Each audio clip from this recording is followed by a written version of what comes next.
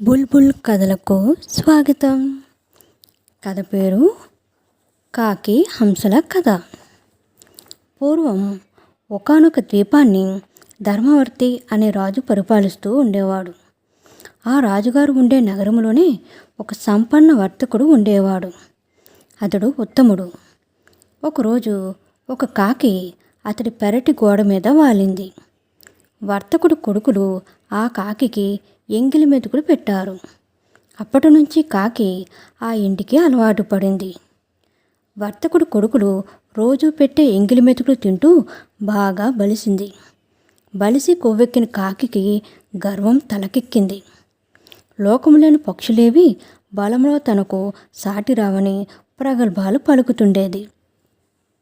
ఒకనాడు వర్తకుని కొడుకులు ఆ కాకిని వ్యాఖ్యాలకి సముద్ర తీరానికి తీసుకువెళ్లారు.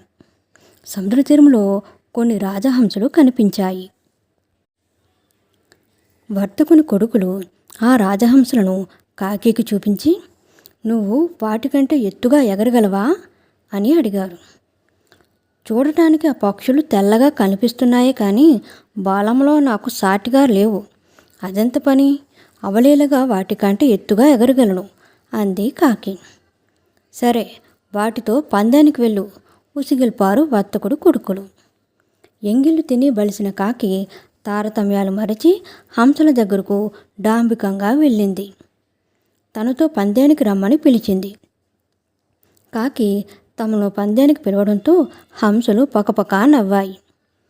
"మేం రాజహంసలం, మానస సరోవరంలో ఉంటాం. విహారానికని ఇలా ఈ సముద్ర తీరానికి వచ్చాం. మేము మహాబలవంతులం. హంసలకు సాటి అయిన కాకులు ఉండటం లోకంలో ఎక్కడైనా విన్నావా?" అని హేళన చేశాయి. కాకికి పౌరుషం పొడుచుకొచ్చింది. "నేను 101 గతులలో ఎగరగలను. ఒక్కో గతిలో ఒక్కో యోజనం చొప్పున ఆగకుండా 100 యోజనాలు అవలీలగా ఎగరగలను. మీరెలా కావాలంటే అలా ఎగురుదాం. కావాలంటే పందెం కాద్దాం" కవ్వించింది కాకి. "మేము నీలా రకరకాల గతుల్లో ఎగరలేం. నిటారుగా ఎంత దూరమైనా ఎగరగలం. అయినా నీతో పోటీకి మేమంతా రావడం దండగా. మాలో ఏదో ఒక హంస నీతో పోటీకి వస్తుంది" అన్నాయి హంసలు.